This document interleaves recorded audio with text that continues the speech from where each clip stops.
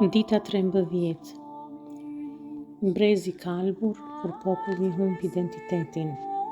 Leximi i ditës Jeremia kapitulli 13. Vargu kyç.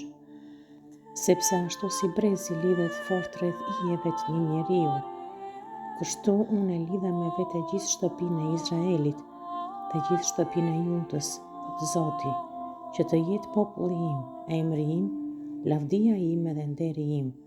Por ata nuk dëgjuan. Shpjegimi. Në këtë kapitull Zoti i jep Jeremis një veprim simbolik shumë të fortë. Ai i thot profetit të blejë një brez prej liri dhe ta mbajë rreth ijeve të tij. Pastaj i urdhëron ta fshehë atë pranë lumit të Eufrat. Pas një kohe kur Jeremia e nxjerr përsëri, brezi është i kalbur dhe i padobishëm. Ky ishte mesazhi i Zotit për popullin e tij. Ashtu si brezi lidhet fort me trupin e njeriut, Izraeli është zgjedhur të ishte shumë afër Zotit, për lavdinë, emrin dhe nderin e tij, por për shkak të krenarisë dhe idhujtarisë, populli ishte bërë si brezi kalbur, pa vlerë për qëllimin për të cilin ishte krijuar. Jeremia paralajmëron gjithashtu për errësirën që po afrohet. Nëse populli nuk përkulet me përullësi para Zotit, drita e tyre do të kthehet në terr dhe kombi do të shkojë drejt robërisë. Mesazhi është i qartë.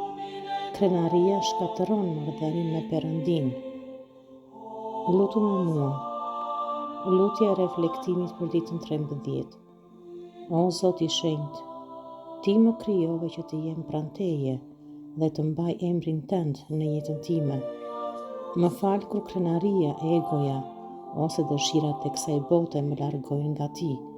Mos lejo që zemra ime të bëhet si brezi kalbur që humb qëllimin e tij. Më jep një zemër të përullur që të dëgjoj zërin tënd. Ndriço rrugën time para se errësira të vijë. Le të jetë jeta ime një dëshmi për lavdinë tënde. Amen.